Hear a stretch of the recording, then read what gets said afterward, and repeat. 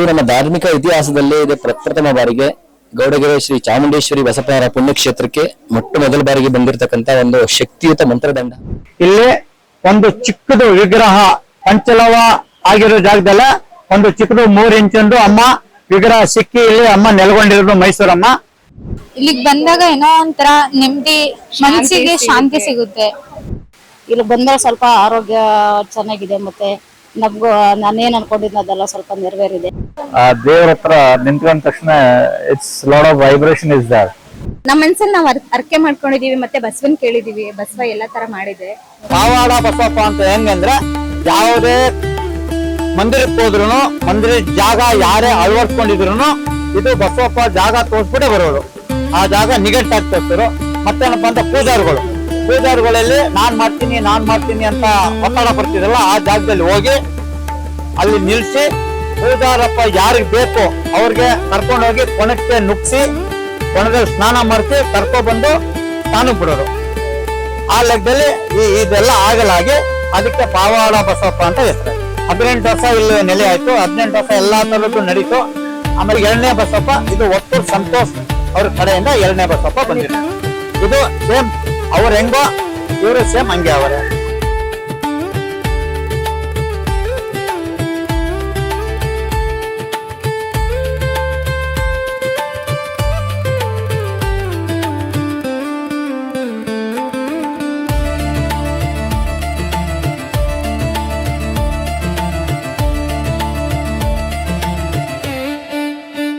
ಇದು ನಮ್ಮ ಧಾರ್ಮಿಕ ಇತಿಹಾಸದಲ್ಲೇ ಇದೆ ಪ್ರಪ್ರಥಮ ಬಾರಿಗೆ ಗೌಡಗೆರೆ ಶ್ರೀ ಚಾಮುಂಡೇಶ್ವರಿ ಬಸಪ್ಪನವರ ಪುಣ್ಯಕ್ಷೇತ್ರಕ್ಕೆ ಮೊದಲ ಬಾರಿಗೆ ಬಂದಿರತಕ್ಕಂತ ಒಂದು ಶಕ್ತಿಯುತ ಮಂತ್ರದಂಡ ಅಂತ ಹೇಳ್ಬೋದು. ಇದರ ವಿಶೇಷತೆ ಏನಪ್ಪಾ ಅಂತಂದ್ರೆ ಇಲ್ಲಿ ನೀವು 3 ಮುಖಗಳನ್ನ ನೋಡ್ಬೋದು. ಒಂದು ಶಿವ, ಮತ್ತೆ ರುದ್ರ, ಮತ್ತೆ ಭೈರವ ಅಂತ. ಇದನ್ನ ಭಕ್ತಾದಿಗಳು ದರ್ಶನ ಮಾಡೋದ್ರಿಂದ ಅವರಲ್ಲಿ ಇರ್ತಕ್ಕಂಥ ನೆಗೆಟಿವ್ ಎನರ್ಜಿಯನ್ನ ಸೇರ್ಕೊಳ್ಳುವಂಥದ್ದು. ಈಗ ಮನುಷ್ಯನಲ್ಲಿ ಪ್ರಮುಖವಾಗಿ 3 ಕೆಟ್ಟ ಗುಣಗಳಿರುತ್ತೆ. ಒಂದು ಅಧರ್ಮ, ಭ್ರಮೆ, ಮತ್ತೆ ಅಸೂಹೆ ಅನ್ನುವಂಥದ್ದು. ಈ 3 ಗುಣಗಳಿರೋದು ಯಾವ ಮನುಷ್ಯನಲ್ಲಿ ಒಂದು 3 ಗುಣ ಇರುತ್ತೋ ಅವ್ನು ಯಾವತ್ತೂ ಉದ್ಧಾರ ಆಗೋಲ್ಲ.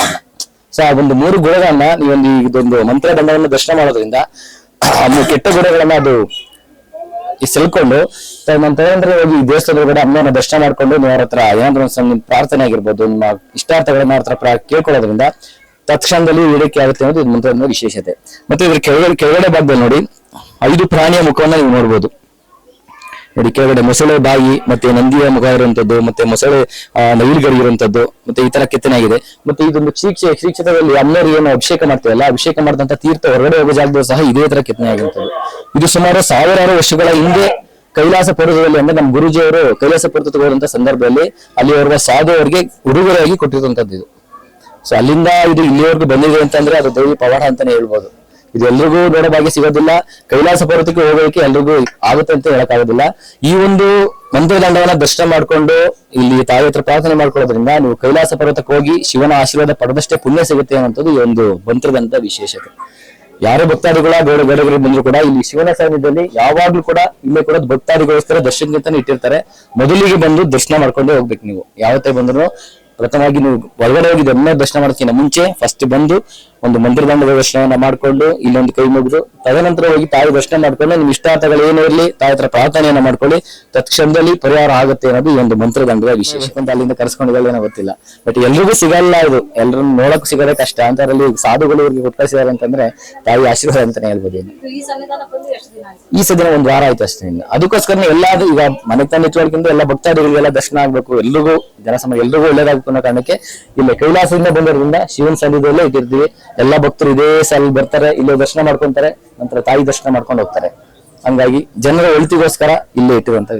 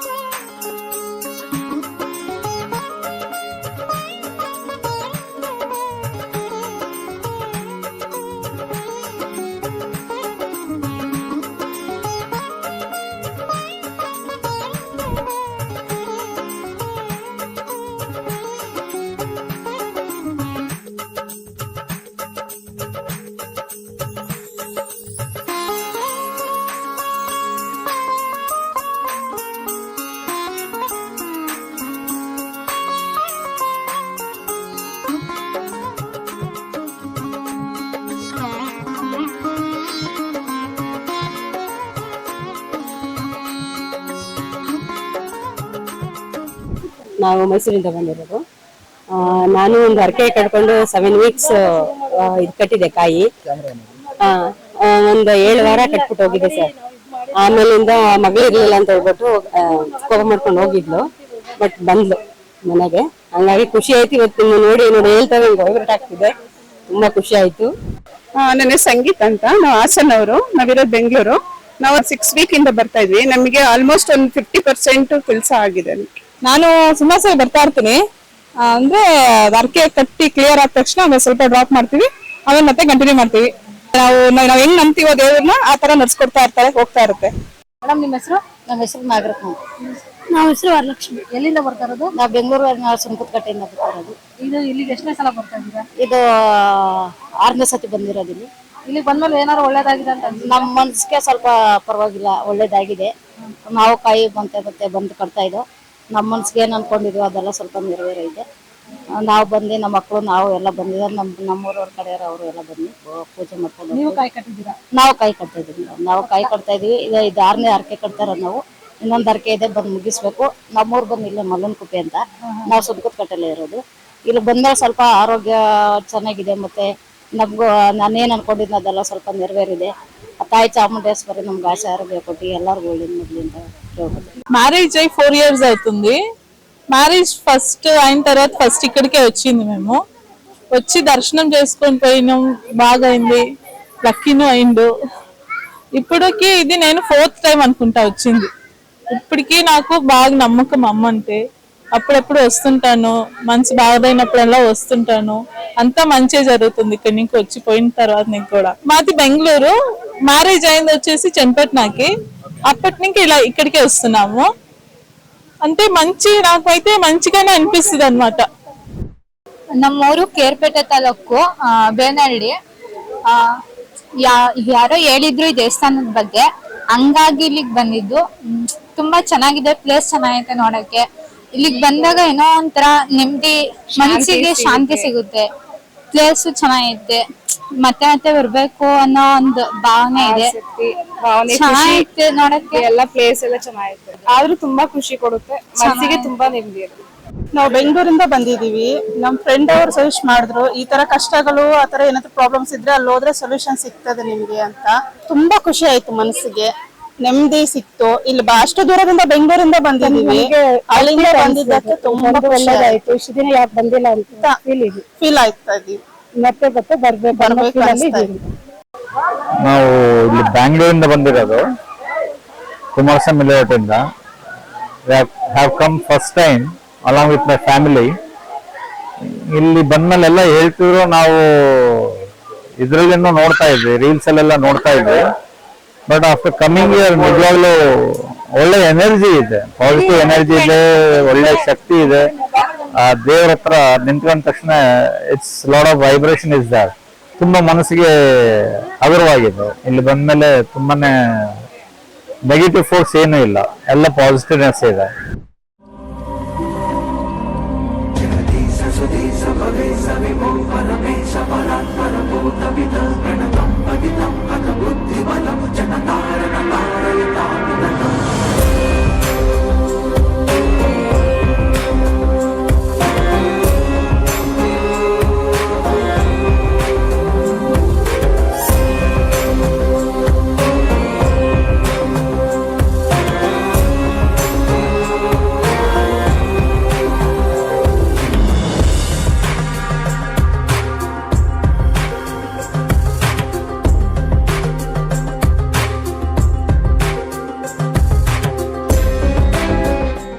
ಶ್ರೀ ಚಾಮುಂಡೇಶ್ವರಿ ತಾಯಿಯವರು ನಮೋ ನಮೋ.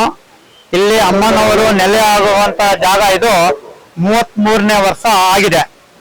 ಇದು ನಮ್ಮ ಮಲ್ಲೇಶಪ್ಪ ಅವರ ಗುರುಗಳಿಗೆ ಇಲ್ಲಿ ಒಂದು ಚಿಕ್ಕದು ವಿಗ್ರಹ ಸಿಕ್ಕಿ ಈ ಜಾಗದಲ್ಲೇ, ಪಂಚಲವ ಆಗಿರೋ ಜಾಗದಲ್ಲೇ ಒಂದು ಚಿಕ್ಕದು 3 ಇಂಚಿಂದು ಅಮ್ಮ ವಿಗ್ರಹ ಸಿಕ್ಕಿ ಇಲ್ಲಿ ಅಮ್ಮ ನೆಲೆಗೊಂಡಿರೋದು ಮೈಸೂರಮ್ಮ.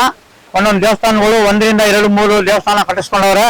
ಇದರಲ್ಲಿ ಕಾರಣಾಂತರ ಯಾರಪ್ಪ ಅಂದ್ರೆ ಎಲ್ಲ ಮಲ್ಲೇಶಪ್ಪ ಗುರುಗಳು ಎಲ್ಲ ನೆಡ್ಕೊಂಡು ಮಾಡ್ತಾವ್ರೆ. ಇನ್ನೊಂದೇನಪ್ಪಾ ಅಂದ್ರೆ ಇಲ್ಲಿ ಬಸವೇಶ್ವರನ್ಗೆ ಇಲ್ಲಿ ಬೇರೆ ಕಡೆಯಿಂದ ಕರೆಸಿ ಇಲ್ಲಿ ಪುಣ್ಯಕ್ಷೇತ್ರ ಅಂತ ಮಾಡವ್ರೆ. ಇದು ಬಸವೇಶ್ವರಂದು ಪುಣ್ಯಕ್ಷೇತ್ರ, ಚಾಮುಂಡೇಶ್ವರನ್ ಪುಣ್ಯಕ್ಷೇತ್ರ ಅಂತ ಮಾಡವ್ರೆ. ಅದು ಇದು ಪಾವಾಡ ಬಸಪ್ಪ. ಅದು ಪಾವಾಡ ಬಸಪ್ಪ ಅಂದ್ರೆ ಅಲ್ಲಿ ಯಾರೇ ಹೋಗಿ ಪಾದ ಕೇಳಿದ್ರು ಯಾವ ಕೆಲಸನೂ ಆಗುವಂತಹದ್ದು ಅವರು ಪಾದ ಎತ್ತಿ ಕೈ ಕೊಡ್ತಾರೆ. ಇದು ಯಾವುದು ತಪ್ಪಾಗಲ್ಲ, ಯಾವುದು ಹುಸಿ ಆಗಲ್ಲ. ಇದು ಇನ್ನೊಂದೇನಪ್ಪಾ ಅಂದ್ರೆ ಇಲ್ಲಿ ಅನ್ನದಾಸೋಹ ದಿನನಿತ್ಯ ಬೆಳಿಗ್ಗೆ 6 ಗಂಟೆಯಿಂದ ರಾತ್ರಿ 11 ಗಂಟೆವರೆಗೂ ಅನ್ನದಾಸೋಹ ನಡೀತಾ ಇದೆ. ಇದು ಮಲ್ಲೇಶಪ್ಪ ಗುರುಗಳ ಕಡೆಯಿಂದ ಇಲ್ಲಿ ಸಂಪೂರ್ಣ ಇದು ನಡೀತಾ ಇದೆ. ಇಲ್ಲಿ ಕಾಯಿ ಕಟ್ಟೋದು ಏನಪ್ಪಾ ಅಂದ್ರೆ ಭಕ್ತಾದಿಗಳು ವಾರಕ್ಕೆ ಒಂದೊಂದು ಕಟ್ಕೊಂಡು ಹೋಗ್ಬೇಕು. ಅವ್ರದ್ದು ಯಾವುದೇ ಸಮಸ್ಯೆಗಳು ಇದ್ರೂ ಎಲ್ಲಾ ಸಮಸ್ಯೆಗಳು ಅಮ್ಮನ್ಗೆ ಹೇಳ್ಕೊಂಡು ಅಲ್ಲಿ ಬಸವಪ್ಪರ ಗುಡಿ ಹತ್ರ 7 ಸುತ್ತು ಪ್ರದಕ್ಷಿಣೆ ಮಾಡಿ 7 ಸುತ್ತು ಸುತ್ತಿ ಪ್ರದಕ್ಷಿಣೆ ಮಾಡಿ ಕಟ್ಟಿ ಅವ್ರಿಗೆ ಅಲ್ಲಿ ಬಗ್ಗೆ ನಮಸ್ಕಾರ ಮಾಡ್ಕೊಂಡು ಹೋಗ್ಬೇಕು ಅಂತದ್ದು ತಿಳ್ಸ್ಕೊಂಡವ್ರೆ. ಆರತಿಗಳಲ್ಲಿ ಬೆಲ್ಲದ ಆರತಿ ಆಗ್ಲಿ, ಇಲ್ಲ ನಿಂಬೆ ಹಣ್ಣು ಆರತಿ ಆಗ್ಲಿ, ಎಲ್ಲ ತಂಬಿಟ್ಟಿನ ಆರತಿ ಆಗ್ಲಿ, ಎಲ್ಲ ಆರತಿಗಳು ಮಾಡ್ಕೊಂಡು ಹೋಗ್ತಾವ್ರೆ. ಮತ್ತೆ ಇಲ್ಲಿ ಸಾಯಂಕಾಲ 6:15 7:15 ಇಲ್ಲಿ ರಥೋತ್ಸವ ನಡೀತದೆ.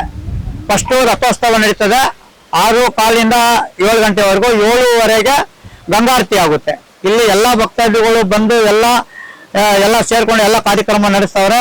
ಯಾವುದು ತೊಂದರೆ ಇಲ್ಲದೆ ನಡೀತಾ ಇದೆ. ಇಲ್ಲಿ ಎಲ್ಲಾ ಭಕ್ತಾದಿಗಳಿಗೂ ಇಲ್ಲಿ ಮ್ಯೂಸಿಯಂ ಇದೆ. ಇಲ್ಲಿ ನಮ್ಮ ಪರಂಪರೆ ಅಂತ ನಮ್ಮ ಗುರುಗಳು ಮಾಡಿಸಿದ್ದಾರೆ. ಇಲ್ಲಿ ಮಲ್ಲೇಶಪ್ಪ ಗುರುಗಳು ಎಲ್ಲಾ ತರದ್ದು ನಮ್ಮ ಪರಂಪರೆ ಅಂತ ಮಾಡ್ತವ್ರೆ. ಯಾವ್ದು ತೊಂದರೆ ಇಲ್ದಂಗೆ ಹೋಗಿ ಎಲ್ಲ ನೋಡ್ಕೊಂಡು ಹೋಗ್ಬೇಕಾಗಿರುವಂತದ್ದು ಎಲ್ಲ ಭಕ್ತಾದಿಗಳು ತಿಳಿಸಿದ್ದಾರೆ. ಮತ್ತೆ ಇನ್ನೊಂದೇನಪ್ಪಾ ಅಂದ್ರೆ ಈ ಸ್ಕೂಲ್ ಮಕ್ಕಳಿಗೆ ಯಾವುದೇ ಕಾರಣಕ್ಕೂ ಫೀಸ್ ಇಲ್ಲ, ಅವ್ರಿಗೆ ಫ್ರೀ ಬಿಡ್ತಾವ್ರೆ. ಎಲ್ಲಾ ಸ್ಕೂಲ್ ಮಕ್ಕಳು ಬಂದು ನೋಡ್ಕೊಂಡು ಹೋಗುವಂತದ್ದು ಕಾರ್ಯಕ್ರಮ ಮಾಡವ್ರೆ. ಇಲ್ಲಿ ಯಾವ್ದು ತೊಂದರೆ ಇಲ್ಲ. ಇನ್ನೊಂದೇನಪ್ಪಾ ಅಂದ್ರೆ ಬೆಳಿಗ್ಗೆಯಿಂದ ಸಾಯಂಕಾಲದವರೆಗೂ ತಾಯಿ ದರ್ಶನ. ಬೆಳಿಗ್ಗೆ 6:00 ಫಸ್ಟ್ ಪೂಜೆ ಆದ್ರೆ ರಾತ್ರಿ 8:00 ಲಾಸ್ಟ್ ಪೂಜೆ ಆಗುತ್ತೆ. ಎಲ್ಲಾ ಭಕ್ತಾದಿಗಳು ಎಲ್ಲ ಪೂಜೆ ಪುನಸ್ಕಾರ ಮುಗಿಸ್ಕೊಂಡು ಮಂದಿ ಭಕ್ತಾದಿಗಳು ಎಲ್ಲ ಊಟ ಉಪಚಾರ ಮಾಡ್ಕೊಂಡು ಆನಂದ ಹೋಗ್ಬೇಕಾಗಬಹುದು. ಯಾವ್ದು ತೊಂದರೆಗಳಿಲ್ಲ. ದೊಡ್ಡ ಹಾಲ್ಗಳು ಇದೆ. ಮಾಮೂಲಿ ಹೋಗಿ ವಿಶ್ರಾಂತಿ ತಗೊಳಕ್ಕೆ 500 ರೂಮ್ಗಳಿದೆ. ಎಲ್ಲಾ ಭಕ್ತಾದಿಗಳು ಬಂದು ನೆಲೆಗೊಂಡು ಇಲ್ಲಿ ಆನಂದಾಗಿ ಅಮ್ಮನ ದರ್ಶನ ಮಾಡ್ಕೊಂಡು ಇಲ್ಲಿ ಸ್ನಾನಕ್ಕೂ ತೊಂದರೆ ಇಲ್ದಂಗೆ ಎಲ್ಲ ರೆಡಿ ಮಾಡಿದ್ದಾರೆ. ಎಲ್ಲ ಪ್ರತಿಯೊಂದೂ ತೊಂದರೆ ಇಲ್ದಂಗೆ ಎಲ್ಲಾ ತರದ್ದು ಮಾಡೋರೆ ನಮ್ಮ ಗುರುಗಳು, ಮಲೇಶ್ ಗುರುಗಳು.